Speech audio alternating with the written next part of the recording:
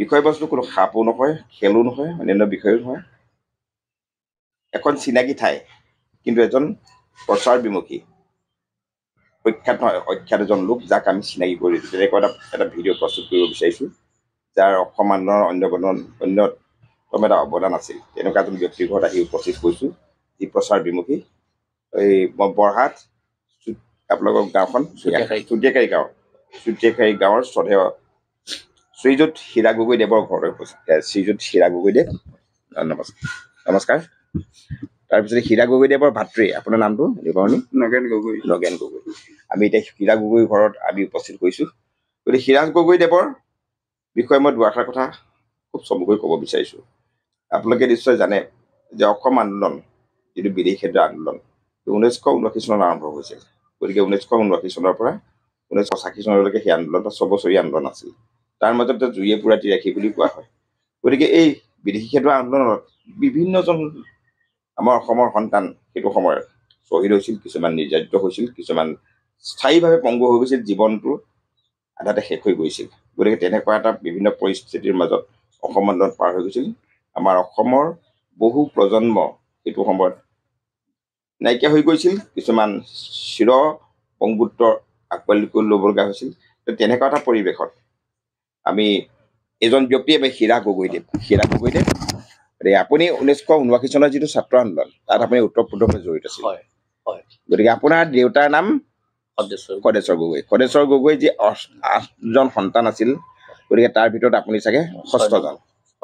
ষষ্ঠজন মানে আপোনাৰ তিনিগৰাকী বাইদেউ আছিলে, দুগৰাকী দাদা। এই আপুনি জ্যেষ্ঠ হয়নে? মই জ্যেষ্ঠ। গতিকে এটা উল্লেখ কৰিব বিচাৰিছো ছাৰ। গতিকে যি খদেশ্বৰ গগৈ যিকেইজন সন্তান,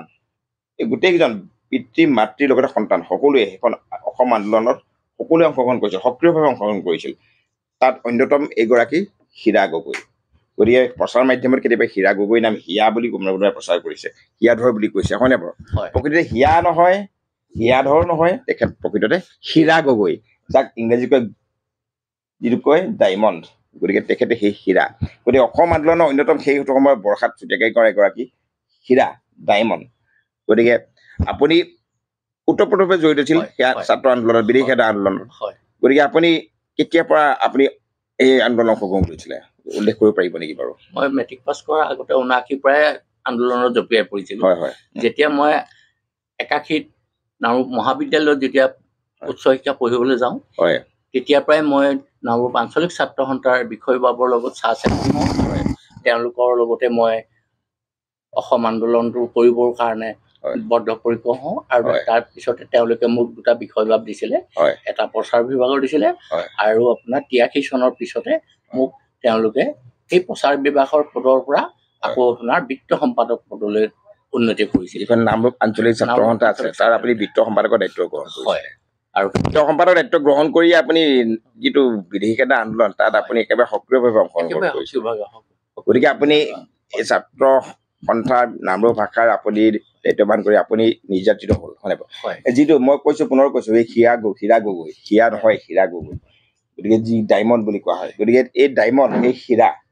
তেখেত কেনেদৰে নিৰ্যাতিত হৈছিল মই ক'ব বিচাৰিছো। আমি জানো কিছুমান কথা। গতিকে সেইটো সময়ত এগৰাকী বিতৰ্কিত আৰক্ষী বিষয়াৰ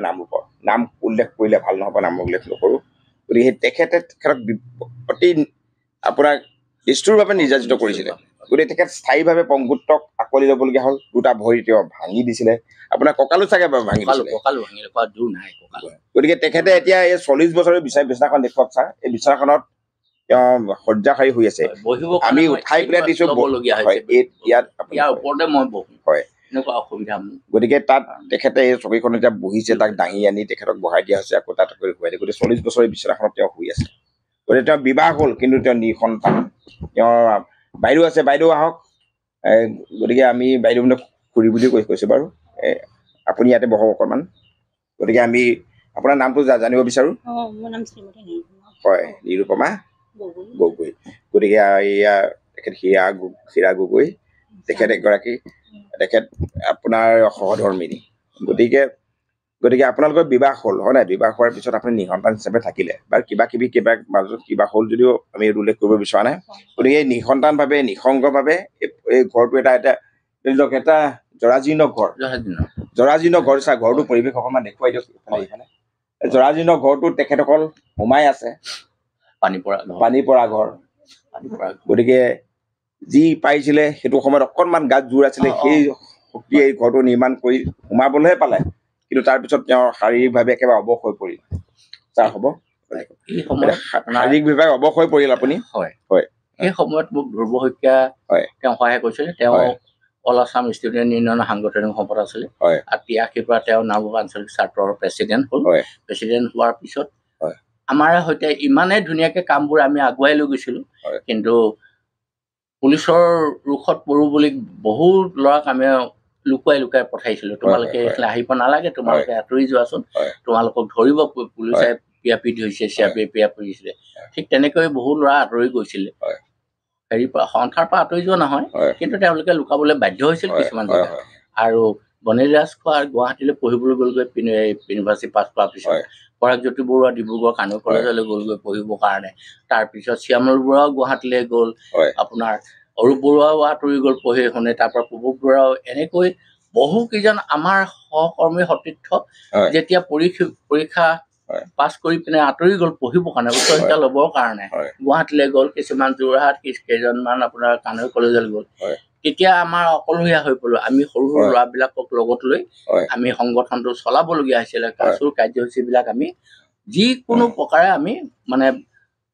আগুৱাই নিম এইটো আমাৰ সংকল্প হৈ গৈছে আছুৰ প্ৰতি আপোনাৰ যিটো দায়িত্ব সেই দায়িত্বটো আপুনি সুচাৰুৰূপে ধুনীয়াকৈ পালন কৰি আৰু কোনোবাই আছুৰ বেয়া বুলি ক'লেও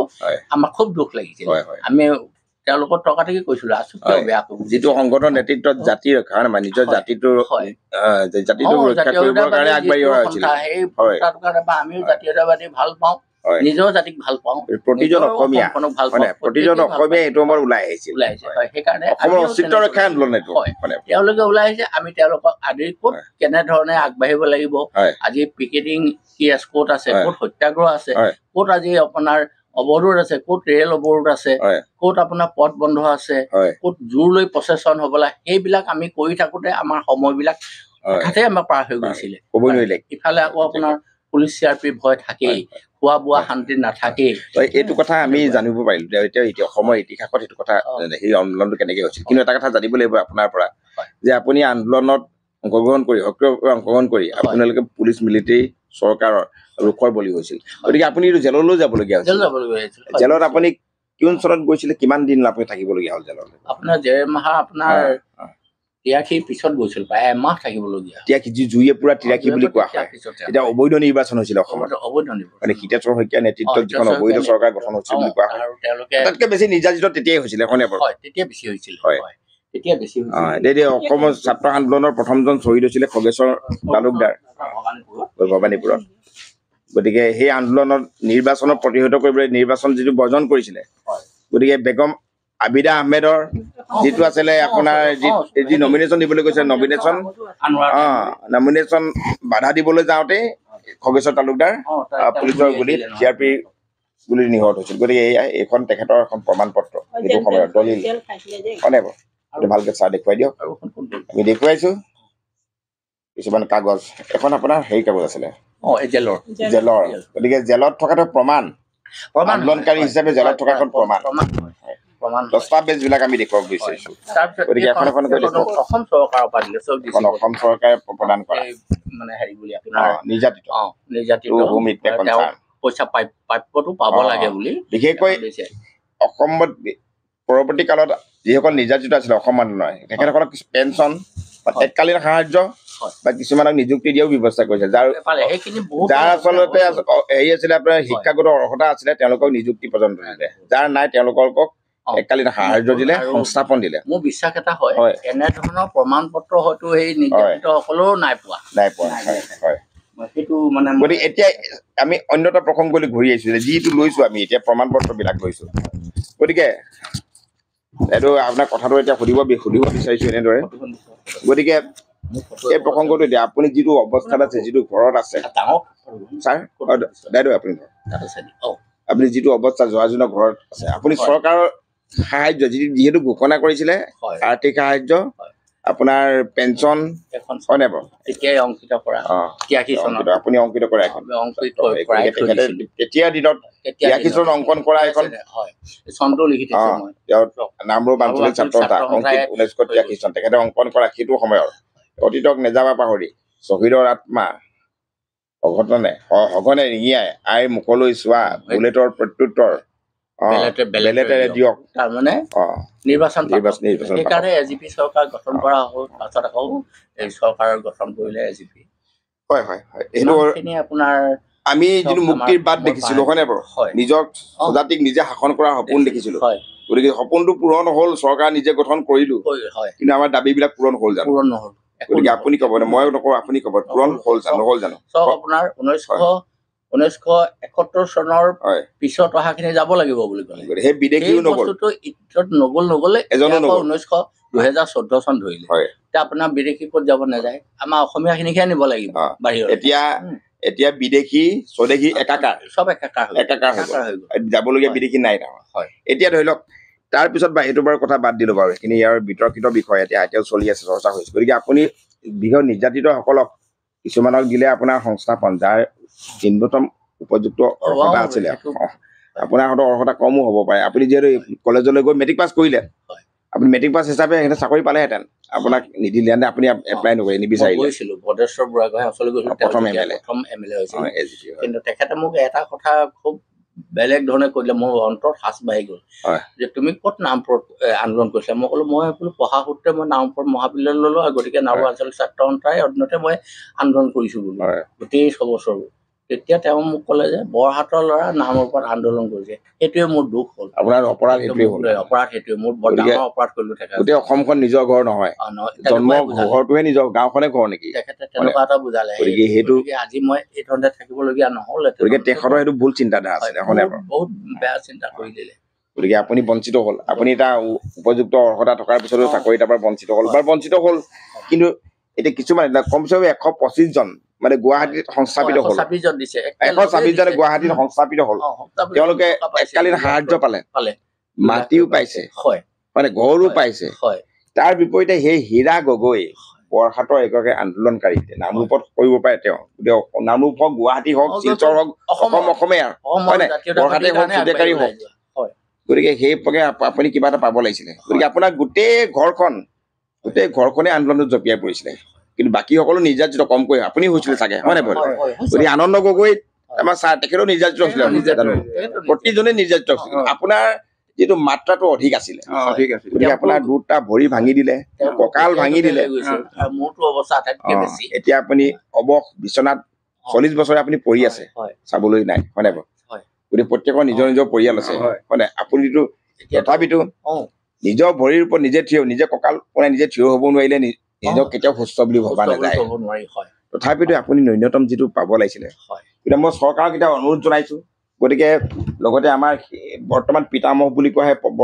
সদৌ অসম ছাত্ৰ সন্থাৰ সমুজ্জ্বল ভট্টাচাৰ্য তেখেতৰ লগতো আপুনি যোগাযোগ কৰিছিলে গতিকে আপোনালোকে দৃষ্টি দিয়ক এইজন গতিকে আপোনাৰ চাগে সমবয়সৰ হ'ব প্ৰফুল্ল কুমাৰ মহন্ত নে ডাঙৰহে হ'ব প্ৰফুল্ল কুমাৰ মহন্ত নহয় বাৰু এই সমুজ্জ্বল কুমাৰ ভট্টাচাৰ্য এতিয়া সৰ্বানন্দ সোণোৱাল মহাশয়ো মোতকে বহুত বেছি ডাঙৰ নহয় আমি একেলগে আন্দোলন কৰা তেওঁ ঘৰলৈও মই গৈছো সৰ্বানন্দ সোণোৱাল বায়েকৰ ঘৰত তেওঁ মাষ্টাৰ ডিগ্ৰী কৰিছিলে আমি ডিগ্ৰীত আছিলো তেতিয়াও মই তেখেতক লগ কৰিছো তাত মলকু প্ৰসাদ গতিকে হীৰা গগৈ ডায়মণ্ড আন্দোলনৰ এগৰাকী ডায়মণ্ড আছিলে তেখেতৰ নেতৃত্বত নামৰূপত যিটো ৰূপ পাইছিলে আমাৰ বৰহাটৰ পৰা গৈ নামৰূপত নেতৃত্ব দিছিলে বিদেশী খেদা আন্দোলনত 1980 চনত আপুনি গৈছিলে হয় নহয় 83 চনত আপুনি জেল খাইছিলে এমাহ আপুনি জেলত আছিলে গতিকে তাৰপিছত তেওঁ জেলত থাকোঁতে আপুনি চাগে থানাত লকাপতে আপোনাক নিৰ্যাতন কৰিছিলে লকাপতে কৰিছে ৰাতি দুটা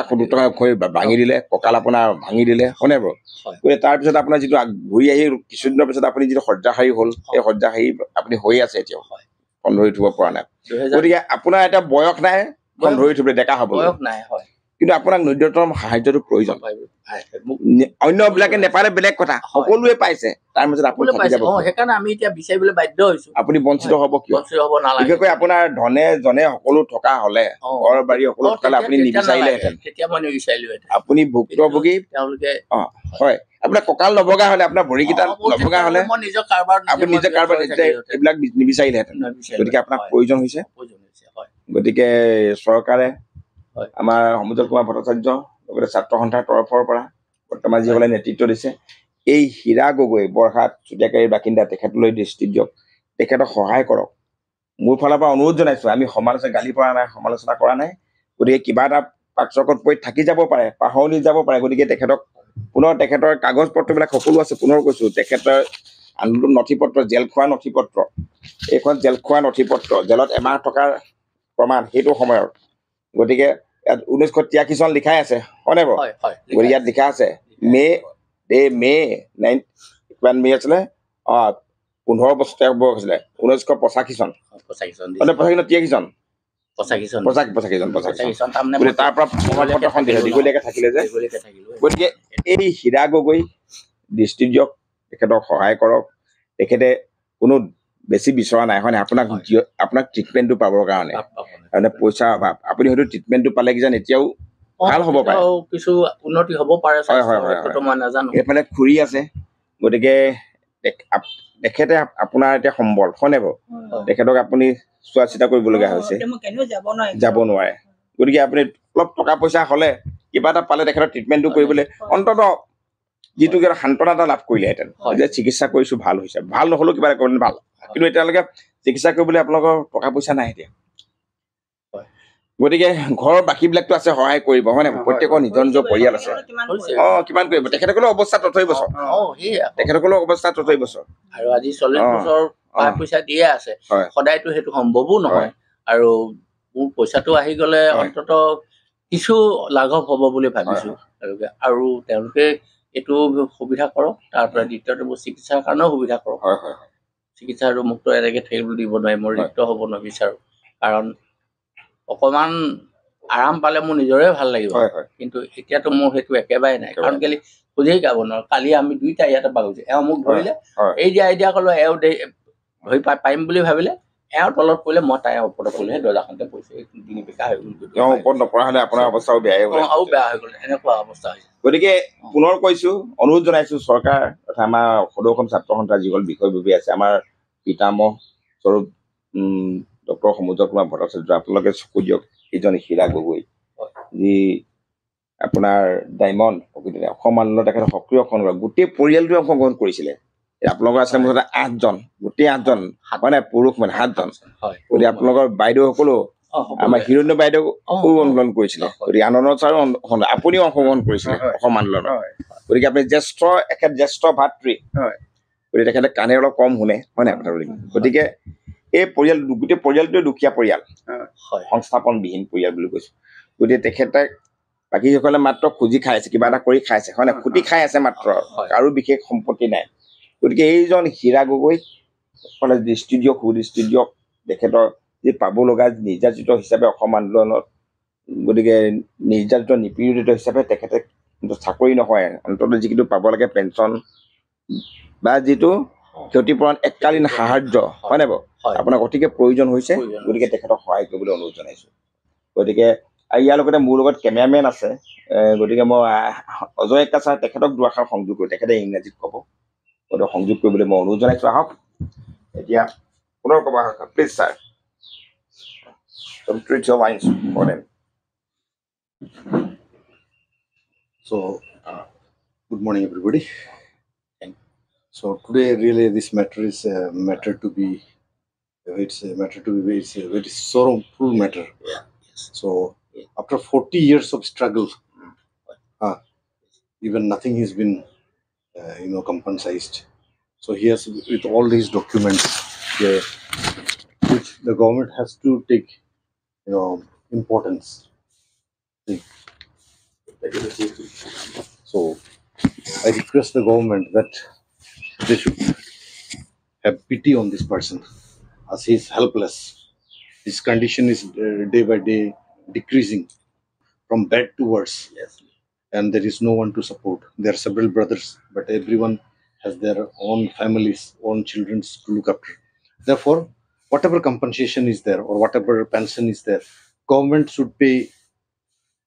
equally interest or equal, has to give an equal importance. He is a very needy person and he requires the amount as soon as possible so that his health status and his homely atmosphere he can improve it. That's all I have to say. Thank you so much. গতিকে ইয়াতে মই মোৰ ব্লগটো সামৰিছোঁ গতিকে পুনৰ আশা কৰিছোঁ চৰকাৰ বিভাগ তথা সদৌ অসম ছাত্ৰ সন্থা সিহঁতৰ পৰা দৃষ্টি দি গতিকে এইগৰাকী হীৰা গগৈ উপকৃত কৰিব বুলি আশা ৰাখিছোঁ গতিকে ছাৰ পুনৰ মই এটা নমস্কাৰ গতিকে মোৰ এই যিটো ব্লগটো ইমানতে সামৰিছোঁ পুনৰ আমি দেখুৱাই লৈছোঁ গতিকে এয়া হীৰা গগৈ তেখেতৰ জ্যেষ্ঠ ভাতৃ আপোনাৰ নামটো